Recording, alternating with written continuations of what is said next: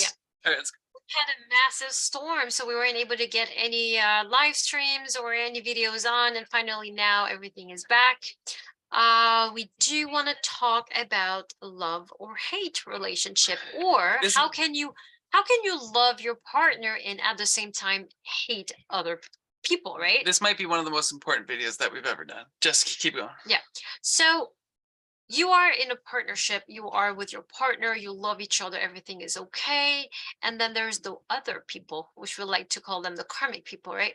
And there is complications, there, judgment, gossiping, putting you down, whatever they're doing, gaslighting you, and you find yourself unable to love them unconditionally because of everything they do. Yeah, so you're cruising along in your relationship.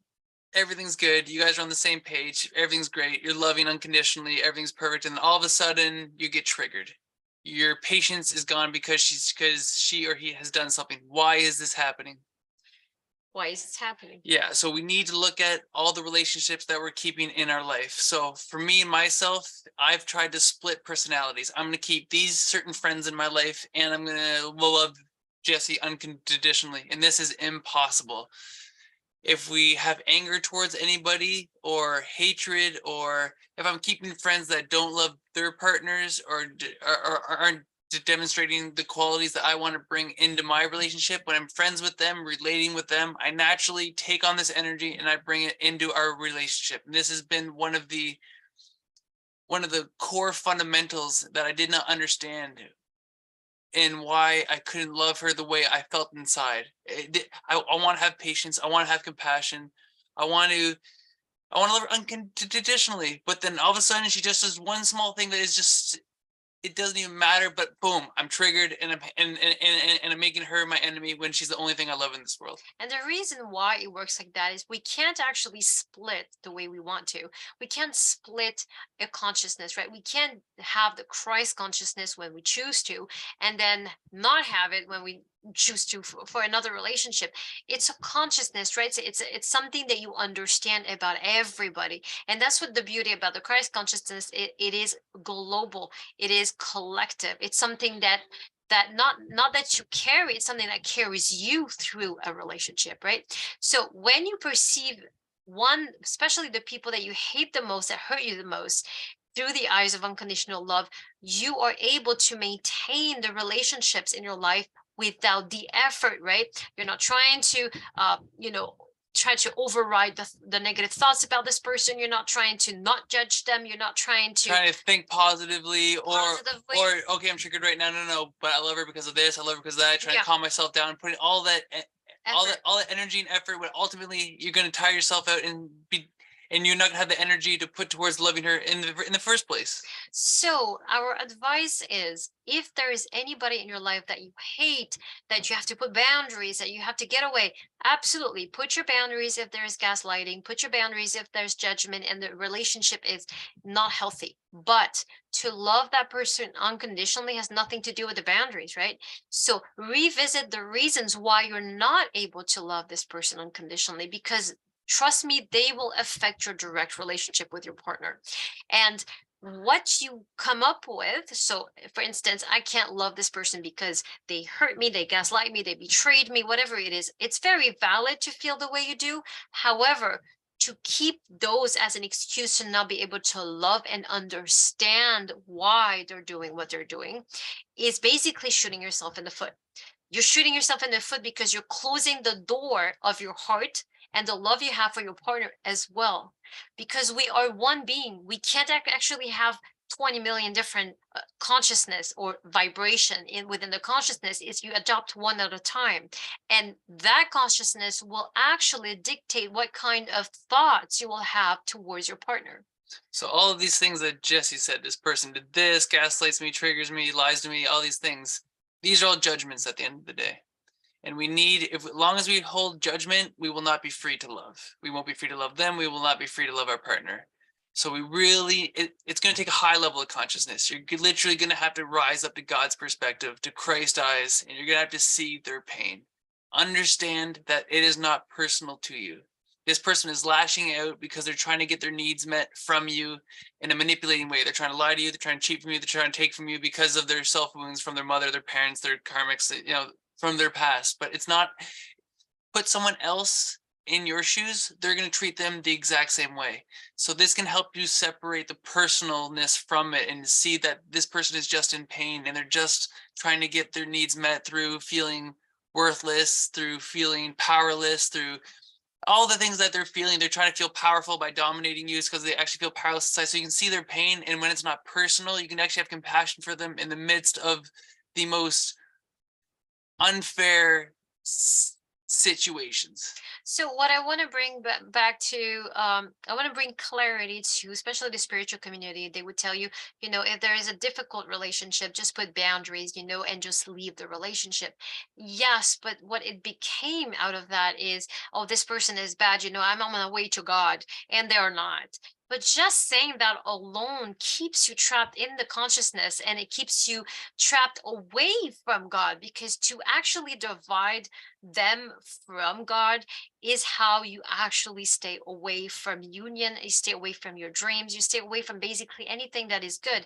And anything that is good is equal unconditional love. Beyond, underneath that, there's nothing else, right? So the moment you say, I'm on the path of God, and they're not, this is a clue already that you're judgmental, you're angry, and there's still issues that you have to clean in yourself. Oh, and and the only reason that you're doing that, you got to dig deep in yourself, is because you think they can take away something from you, something precious that you love, rather than it is your confidence, your power, your relationship, something that matters to you. And to realize in the end that no matter how hard they're trying, it is your perception of them as beings of light, but they're simply wounded, and they're acting on their wounds, and they're stuck in their wounds, and they have made a choice not to get out of it. When you perceive it that way, what happens is you realize they never have the power to do anything. You gave them away the power by not loving them unconditionally. So loving unconditionally is actually your greatest liberation and power. That's beautiful, sweetheart. You're So, swimming in it. I'm loving it. There's one. The judgment is such an amazing tool if we want to use it properly. If we want to understand what judgment is, so we can project all day. This person does this. The person does hate on them. Whatever. We can live in that energy, give our energy away, give our power away. This person, this person, that, whatever, whatever. But we can also, when we do have judgment, we can use it right away. We know it's inside of ourselves. So this person, I don't know, spends money frivolously and they just waste it all, so you can look inside yourself. Oh, I actually waste money and spend it frivolously. So having judgment is a beautiful way to know what you need to look at inside yourself, and you will not be triggered, and you will not also have judgment for others when you clean it up inside of yourself. So it's not like I'm just going to love everyone unconditionally, no problem, and nothing can affect me. No, you will always be triggered unless you clean up what you're judging in others, you judge it in yourself. And this is a beautiful way to mirror what you need to work on. And when you do work on it, you will know the judgment is gone when you just have compassion for them. So okay, example, somebody comes at you and says, you're a liar, and you're manipulating, and all you do is manipulate people. And you're like, oh, what do you mean? What are you talking about? I don't do this. I don't do that. All you do is just start defending yourself. Instantly, right away, you do that inside yourself, and also with others as well. If you call it on it, and as soon as they get defensive and they start giving reasons and facts, no, I'm this, I'm that, they have it inside them, and you have it inside yourself.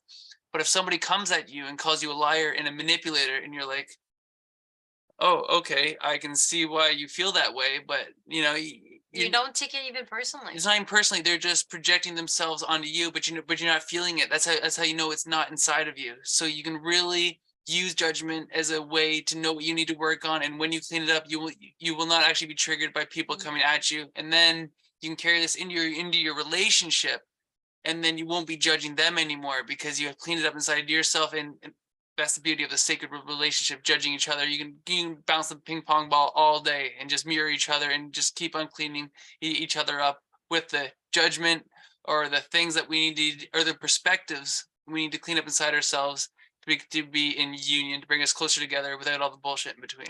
And I do want to add, God always told me that we're not here to love people that are easy to love. We are here to love what is difficult to love. We are here to learn how to love unconditionally by loving the people that hate us the most, by loving the people that hurt us the most, that put us down, that continues to attack us or, gaslight us. Those are the people that we came down to, because it's useless to come down and only love the people that have never hurt us. We can't heal the world like that, right? So we have to start, like, those karmic relationships are here to constantly bombard us, and they're not changing. That's what they're teaching us, to love to love them unconditionally, to the point where the foundation with your partner is so strong, because there is not enough mistakes, not enough things that one can do that will make you love them, right? And if there's any part of your brain that says, oh, I don't love them because of, think about it a minute. Just like Jesus said before, if anybody never sinned ever before, throw a rock at this lady that was a prostitute, right, in the Bible. And we're kind of going through the same thing. If you have never made a mistake, then come forth, and you can be on the throne and tell everybody, hey, I can judge you all, and but no, that's exactly what I'm saying. Everyone's judging her, but they have it inside of themselves. Someone throw the first stone who hasn't judged. Everyone who's sitting there holding a stone has it all inside themselves. It is a direct reflection. You will not be triggered. You will not feel judgment towards them if it's not inside of you. exactly. So always remember, unconditional love is your only lesson on earth.